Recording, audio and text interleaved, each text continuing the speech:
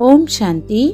आज 5 सितंबर 2025 की मुरली का विश्लेषण और स्वचिंतन बिंदु।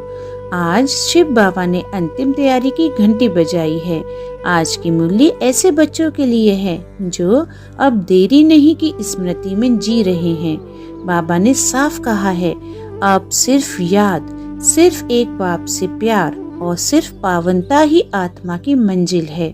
मुरली का विश्लेषण है। पहला, याद की ज्वाला ही विकर्म भस्म करेगी। बाबा कहते हैं, जब तक हम पावन ना बने तब तक बाप को याद करते रहो। यह कोई साधारण याद नहीं, बल्कि जन्म जन्मांतर के पापों को जलाने वाली अग्नि है। यह योग यात्रा ही आत्मा का वास्तविक स्नान है। दूसरा, अंत समय में केवल बाबा याद रहे, ऐसा अभ्यास अभी से करें। सियाने बच्चे अब से ही वह अभ्यास करते हैं कि अंतिम क्षण में मन, बुद्धि, दृष्टि सिर्फ बाबा में स्थित रहे। जैसे सर्प पुरानी खाल से बाहर आ जाता है, वैसे ही आत्मा देह से ममत्व निकालती जाती है। इसका भावनात्मक बिंदु है, यह शरीर अब मेरा नहीं, यह यात्रा अपूर्णता की ओर है। तीसरा, सच्चा सरेंडर, देह, अहंकार और आलस्य का त्याग।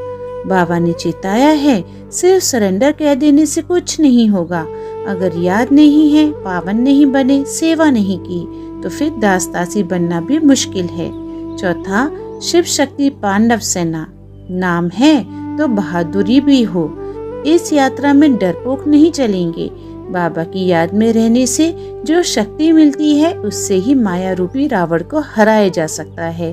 पांचवा, निर्विघ्न स्थिति से पास विद ऑनर बनो। जो आत्मा स्थिति में अचल अडोल रहती है, उसे कोई भी बात अंत समय में हिला नहीं सकती। ऐसे बच्चे 100 और सेवा दोनों में अडिग रहते हैं और ड्रामा में विजयी बन जाते हैं। इस बाकी की अनुभूति है, शांति मेरी शक्ति है और स्थिति मेरी रक्षा है। स्वचिंतन बिंदु है।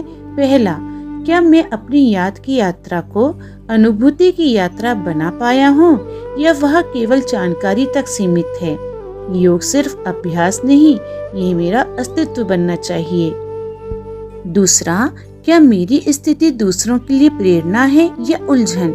अगर मेरी स्थिति शांत, अडोल और रूहानी है, तभी मैं बाप की पहचान करा सकता हूँ।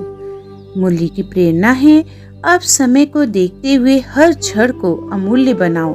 देरी पछतावे को बुलाती है और पुरुषार्थ साक्षात्कार की गवाही देता है। अच्छा, ओम शांति।